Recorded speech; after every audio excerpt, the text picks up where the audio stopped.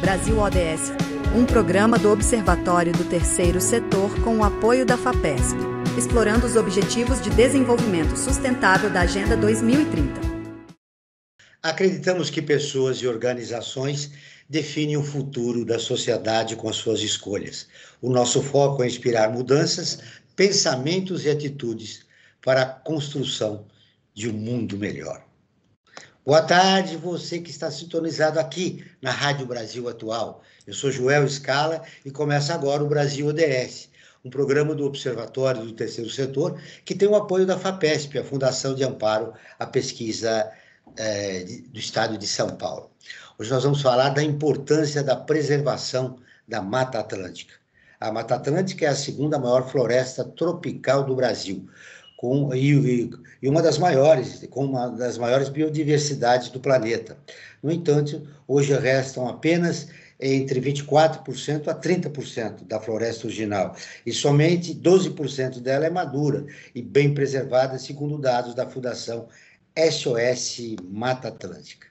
Participam do programa de hoje a Angélica Rezende, pesquisadora no Departamento de Recursos Florestais da Escola Superior de Agricultura, Luiz de Queiroz, da Universidade de São Paulo. Olá, Angélica, seja muito bem-vinda ao nosso programa. Olá, boa tarde. Muito obrigada pelo convite. Obrigada por trazer esse tema.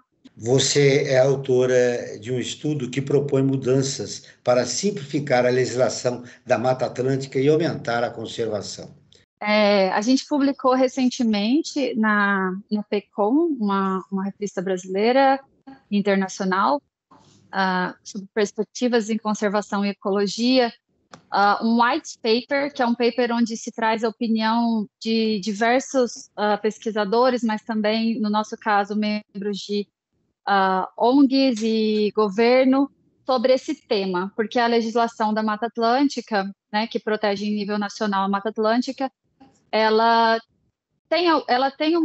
depende de uma classificação de estágios sucessionais em nível estadual, e essa classificação ela vai acontecer de acordo com a resolução do CONAMA, e essa resolução tem vários probleminhas que precisam ser observados e que precisam ser melhorados. Então, essa legislação chegou num momento onde a gente tem conhecimento suficiente para olhar para ela e revisar ela e possivelmente vir com uma nova resolução do CONAMA em nível estadual para dar suporte à legislação de proteção, à Lei de Proteção da Mata Atlântica. Nosso outro convidado é o César Pegoraro, que ele é educador e mobilizador da água, da Casa da Água na Fundação SOS Mata Atlântica. Olá, César, tudo bem? Seja muito bem-vindo ao nosso programa. Olá, obrigado, Joel, é um prazer estar aqui. Olá, Angélica, olá, ouvintes.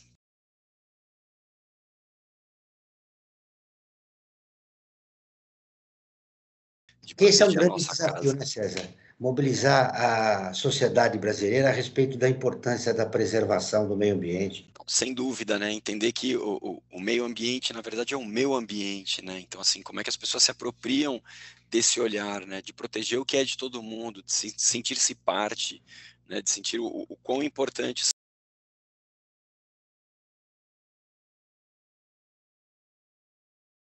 No início do programa, eu falei que a Mata Atlântica tinha entre 24% a 30% só, né?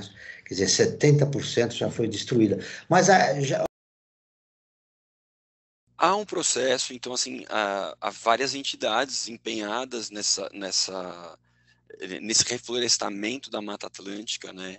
E, então, assim, somente a SOS, né, vou pegar uns dados ali institucionais, a SOS Mata Atlântica já ajudou na recomposição de mais de 23 mil hectares de floresta, o que é bastante pouco perto do tamanho, da dimensão do bioma, né? Mas assim como a SOS, tem obviamente outras entidades fazendo essas campanhas, fazendo essas ações.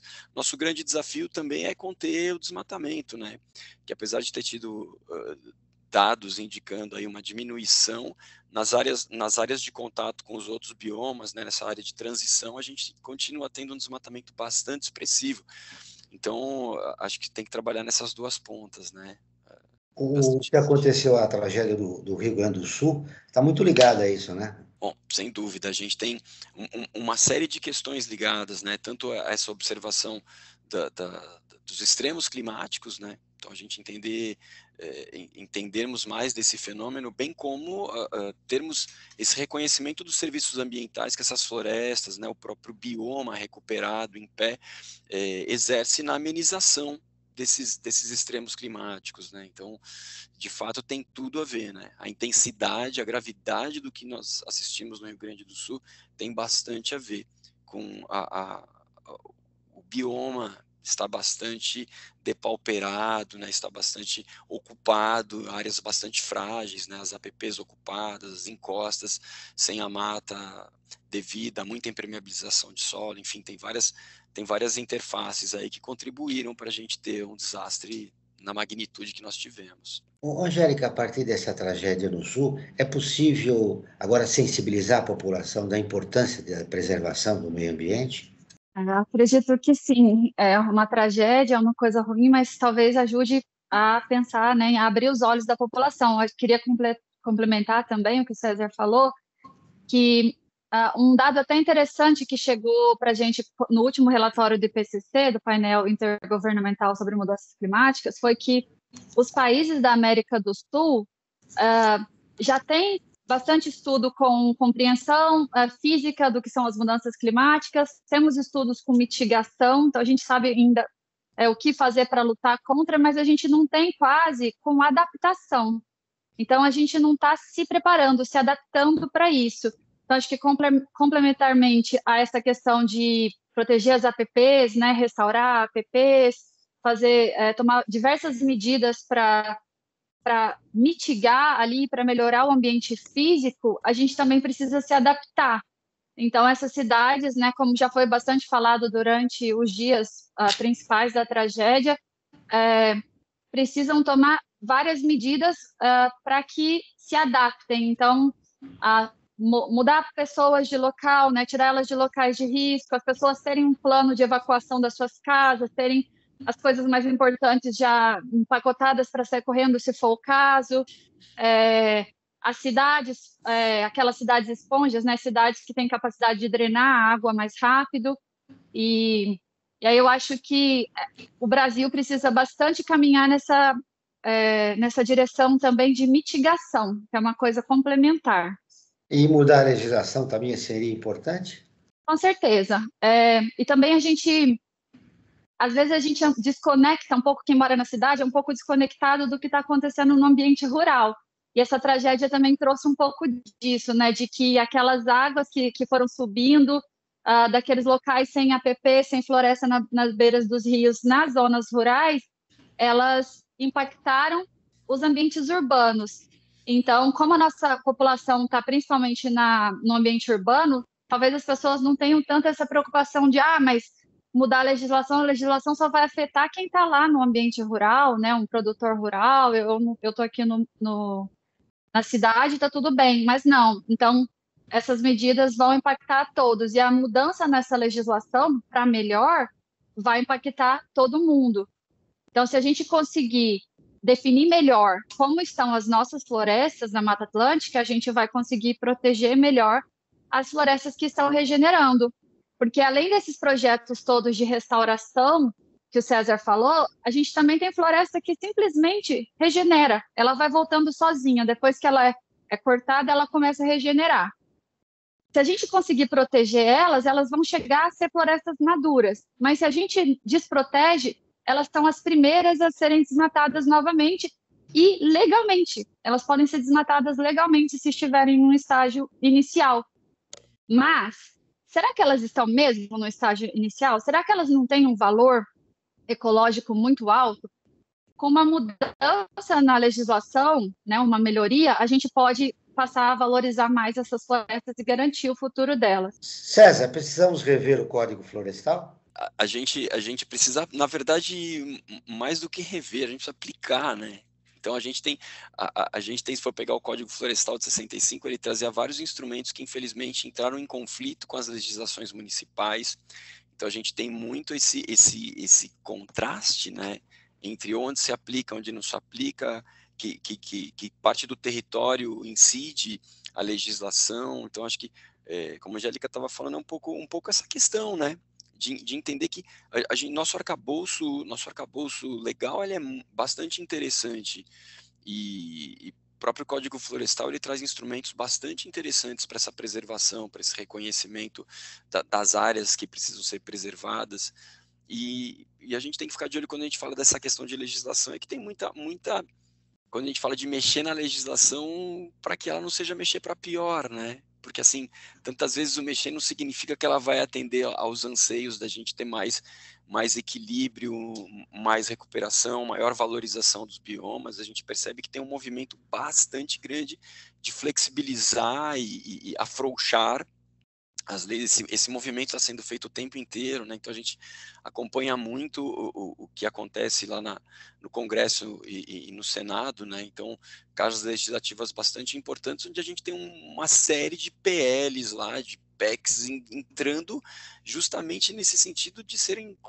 entrarem na contramão do que a gente está entendendo como esse caminho de resiliência, de recomposição dos nossos biomas, de manutenção, preservação dos biomas, esses os serviços ambientais, que são determinantes, né, para um futuro. Então, não entendo talvez que mudar a legislação seja um bom caminho, mas a gente aplicar o que está aí já seria talvez algo de bom tamanho, que a gente tem boas legislações, está faltando seriedade, conhecimento, né? Então, é isso, são leis que acabam ficando muito entre nós, especialistas, né, que param nos órgãos de fiscalização, que ficam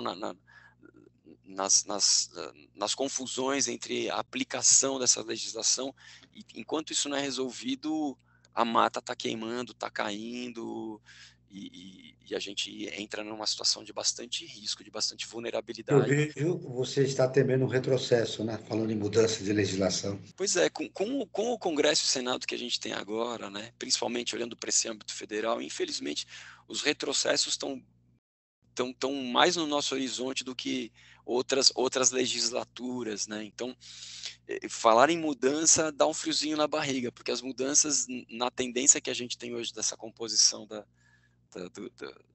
das casas de lei, talvez seja para muito pior do que o que a gente tem. É o que você pensa também, Angélica? Eu queria esclarecer alguns pontos aqui. Primeiro, existe o Código Florestal, que é uma legislação federal em nível nacional, que abrange todos os biomas, e a gente tem a Lei de Proteção da Mata Atlântica, que é somente no bioma Mata Atlântica. Essas duas legislações federais são complementares, e, em alguns casos, a Lei da Mata Atlântica ainda se sobrepõe ao Código Florestal, tendo maior valor. Numa área, então vamos falar por exemplo, de uma fazenda. Eu tenho uma fazenda, eu tenho na minha fazenda as minhas APPs, por exemplo, as beiras de rios, encostas, topos de morro, protegidas pelo Código Florestal. Eu tenho reserva legal prevista em Código Florestal, e se eu tiver outras florestas, além da APP e da reserva legal, na minha propriedade, essas florestas são protegidas pela Lei da Mata Atlântica, é uma outra lei. A nossa proposta, né, que não é uma proposta de lei, é uma opinião mais acadêmica, ela é para uma melhoria dentro da legislação da Mata Atlântica, Lei de Proteção da Mata Atlântica, mas não para a Lei de Proteção da Mata Atlântica, e sim para uma resolução em nível estadual para classificação de estágios excepcionais. Por quê? Essa resolução, ela é falha, ela não tem parâmetros definidos, então cada pessoa que pega ela pode classificar de um jeito completamente diferente, porque ela não tem valores de referência.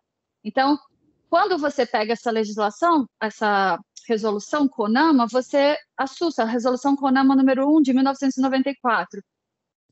Não tem valores. Então, por exemplo, eu quero saber a biomassa da floresta de referência para eu classificar no estágio intermediário, por exemplo, que é o estágio de evolução ou de idade da floresta, mais ou menos de evolução da floresta, quão madura ela está.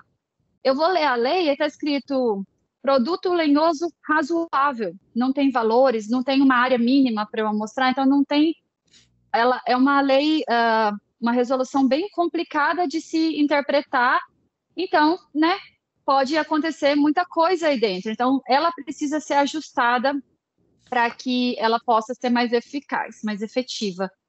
Também ressalto que a Lei da Mata Atlântica, a Lei de Proteção da Mata Atlântica, é de 2006, enquanto que a resolução CONAMA ela é de 1994. Então, já tem basicamente 30 anos essa resolução CONAMA. Hoje a gente tem bastante conhecimento científico, bastante conhecimento sobre a Mata Atlântica. A gente tem protocolo de monitoramento, por exemplo, do Pacto, liberado pelo Pacto da Mata Atlântica, que é um protocolo muito completo, que poderia, por exemplo, servir de exemplo, né, para se fazer uma melhoria dessa resolução CONAMA. Então, minha opinião é nesse âmbito. Agora nós vamos ouvir a Rádio ONU, parceira de conteúdo do Observatório do Terceiro Setor, com a reportagem. A insegurança alimentar aguda pode aumentar em 18 focos de fome no mundo. A Ana Paula Loureiro, de Nova York, tem as informações. Notícias do mundo com a ONU News. O mundo tem 18 focos de crise de insegurança alimentar extrema que poderão enfrentar uma tempestade de fome. Uma nova publicação de agências humanitárias destaca que é possível reverter o problema com ajuda urgente. Em um relatório conjunto publicado nesta quarta-feira, a FAO e o PMA ressaltam que vários pontos críticos de fome estão na África. O estudo aponta, entretanto, que o receio é que a fome persista em áreas de conflito como a faixa de Gaza e o Sudão, aumentando o risco de novas emergências em nível regional. O relatório de alerta prévio do PMA cobre 17 países e o grupo composto por Malawi, Moçambique, Zâmbia e Zimbábue. Já em situações como no Mali, territórios palestinos, Sudão e Sudão do Sul, o nível de alerta é o mais alto e exige atenção mais urgente. A publicação passou a incluir o Haiti também, em meio à escalada da violência e das ameaças à segurança alimentar. Para a diretora executiva do PMA, Cindy McCain, uma vez declarada a fome, já seria tarde demais, porque muitas pessoas já teriam morrido. Ela mencionou o caso da Somália, que em 2011 teve metade das 250 mil pessoas mortas antes que a fome fosse oficialmente declarada. Da ONU News em Nova York, Ana Paula Loureiro. É uma tragédia quando acontecem conflitos bélicos no mundo que aumentam a fome, mas nós temos que lembrar que desde 2016 o Brasil voltou ao mapa da fome, que é um absurdo, né, César? Com a extensão do nosso continente, né? Acho que com a diversidade que a gente, com a qualidade do nosso território, a disponibilidade de água que a gente tenha, as tecnologias atuais que a gente tem, associadas, obviamente, às tecnologias ancestrais de obtenção de alimento, é uma vergonha a gente ter um indicador como esse, né, no nosso território. Enfim, e olhando para o mundo também é uma vergonha, uma tristeza enorme, né? Ver um tema que há tantas décadas se trabalha, tantas décadas se mapeia. De um lado a gente tem a questão da obesidade humana aumentando absurdamente, não quer dizer que esteja ligado a excesso de comida, mas a qualidade de comida, mas a gente vê os próprios indicadores da FAO de quanta comida é perdida, né? Então, acho que é uma tristeza bastante grande a gente olhar para esse cenário nacional e, em especial, mundial, né?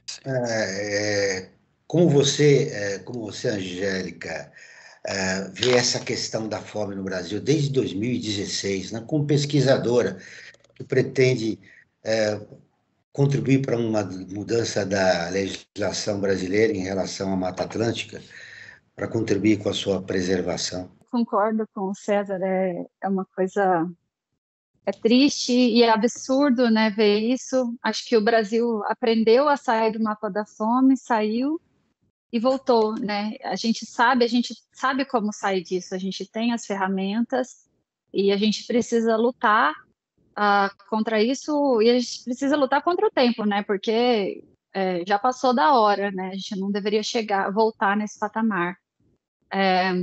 Eu acredito que todos esses fatores estão interligados, né? A preservação das florestas também tem ligação com isso, né? E a gente quer, inclusive, deixar bem claro que a gente tem que andar de mãos dadas. A produção de alimentos e a preservação das florestas são complementares, né? Uma ajuda a outra. Você tendo uma floresta próxima do seu do campo onde está sendo produzido o alimento, você pode melhorar a qualidade do alimento que está sendo produzido, né? E, inclusive, aumentar a produção. Mas, para isso, a gente precisa de programas governamentais bem organizados e bem estruturados.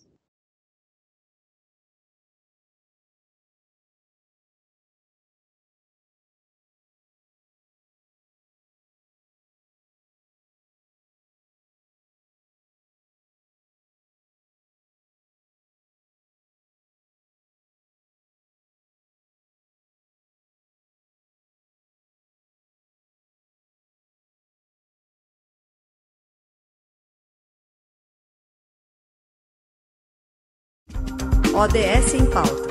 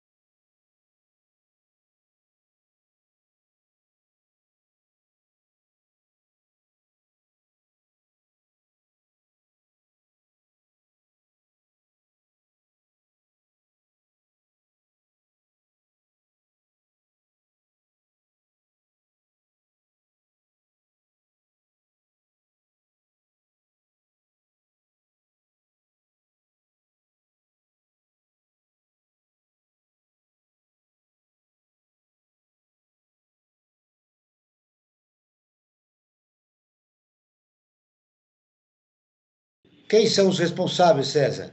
Você não tem os dados precisos, mas você sabe quem pratica algumas ilegalidades.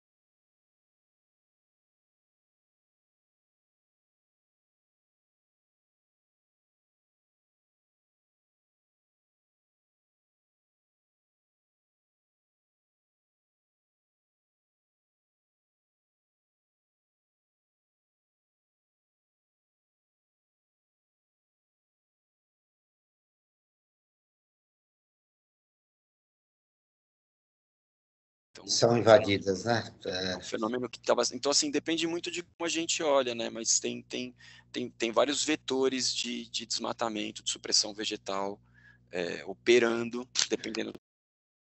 Ô, Angélica, a Mata Atlântica abrange cerca de 15% do território nacional.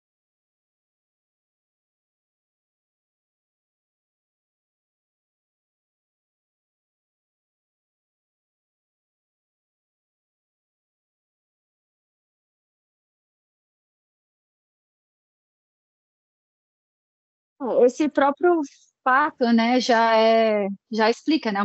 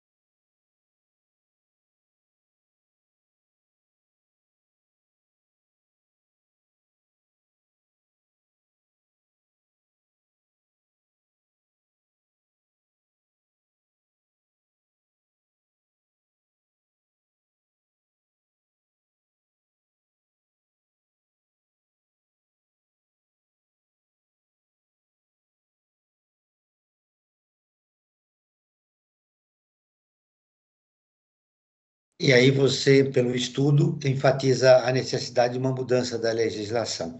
Eu agora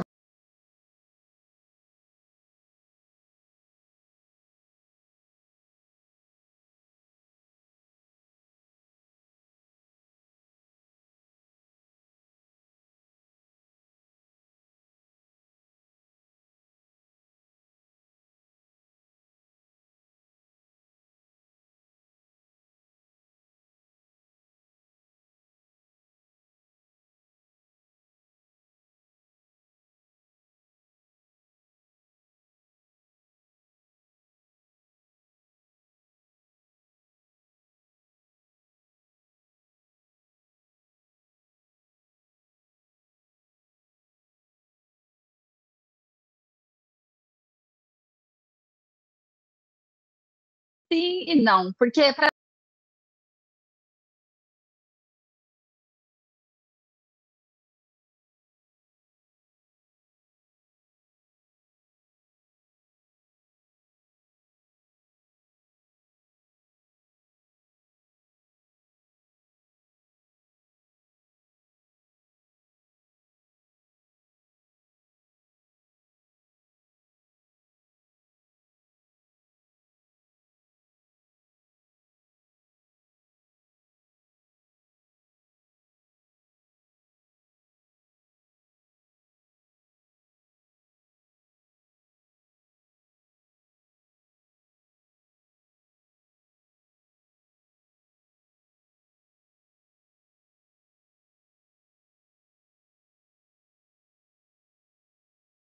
Eu então quero acho que tem uma pergunta dos nossos seguidores, mas antes, rapidamente, eu quero ver você, César. Esse dado 45 a 55 te surpreendeu?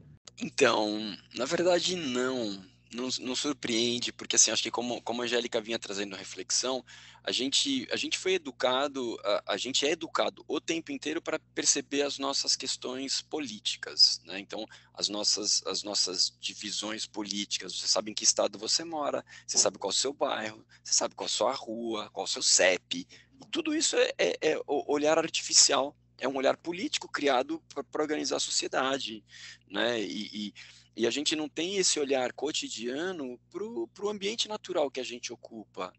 Então, não, e foi feita uma outra pesquisa anos atrás pela SOS Mata Atlântica, perguntando onde é que ficava a Mata Atlântica. Era uma pergunta bastante nesse sentido, onde fica a Mata Atlântica?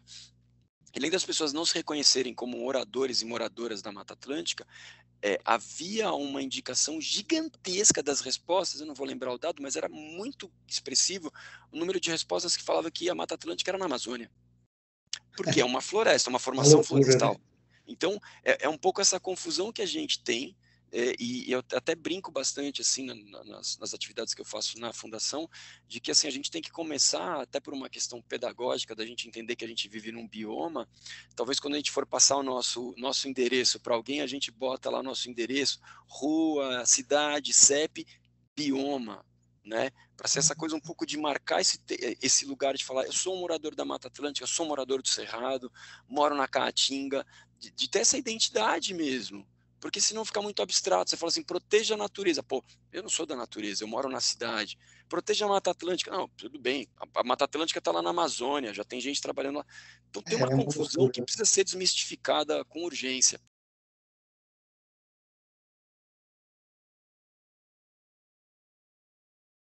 Me surpreendeu, mas me surpreendeu porque eu não sabia que era tanta gente. Então, na verdade, eu fiquei impressionada com quanta gente tem essa informação que eu não tenho.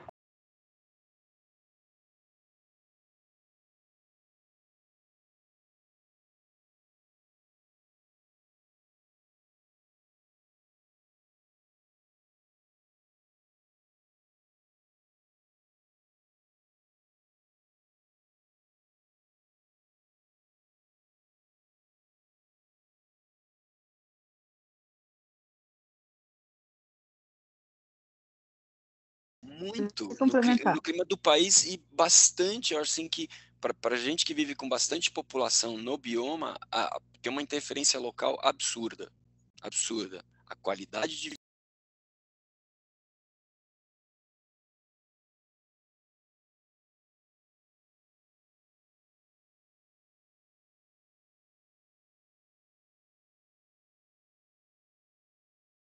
Sim, influencia, segundo o César. A segunda pergunta.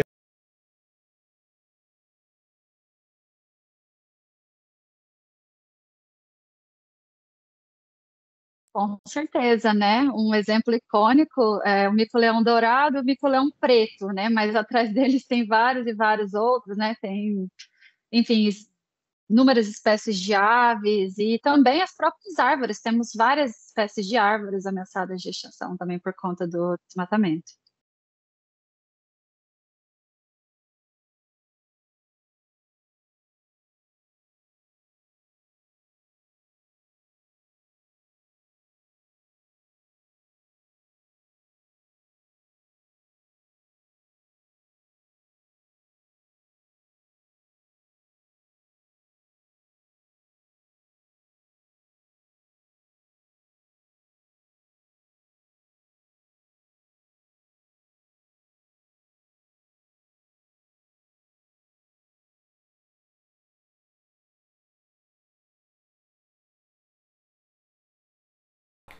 A Agenda 227, movimento apartidário composto por mais de 400 entidades da sociedade civil, lança documento pautando infância nas eleições de 2024.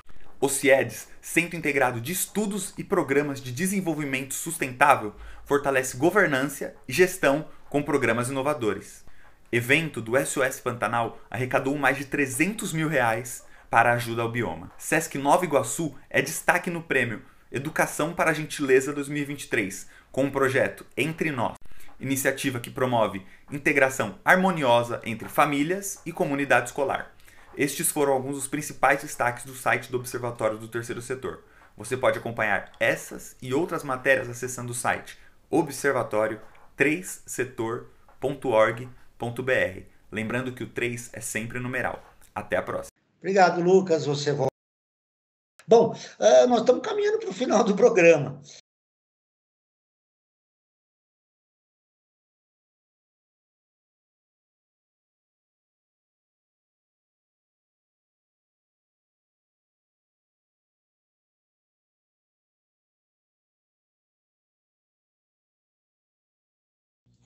Acho que em especial, assim, a SOS Mata Atlântica tem buscado inspirar as pessoas a entenderem mais dessa relação com o bioma e o que se pode ser feito. Então, assim,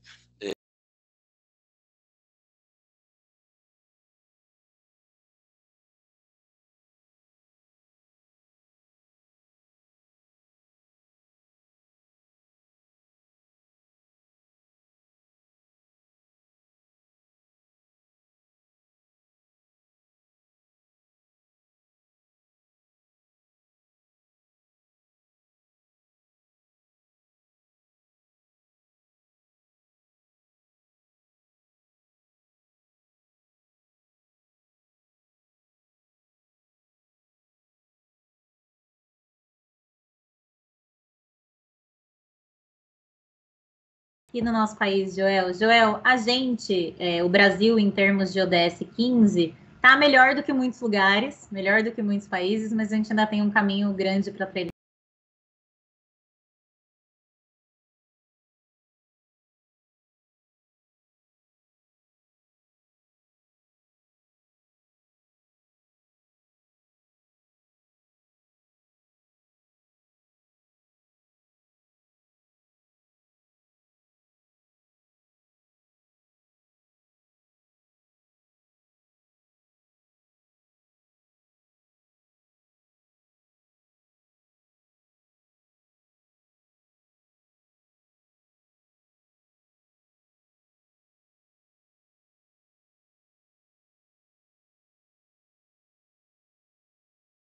César, rapidamente suas conclusões finais. O que mais importante você queria deixar registrado?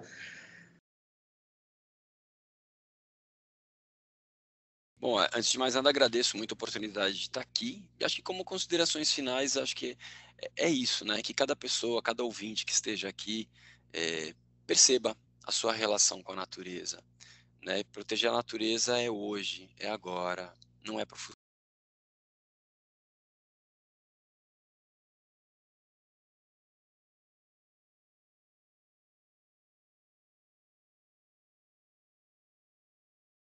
Angélica, parabéns pelo seu estudo. Foi um prazer recebê-la aqui no Brasil ODS. Suas considerações finais. Obrigada, foi um prazer.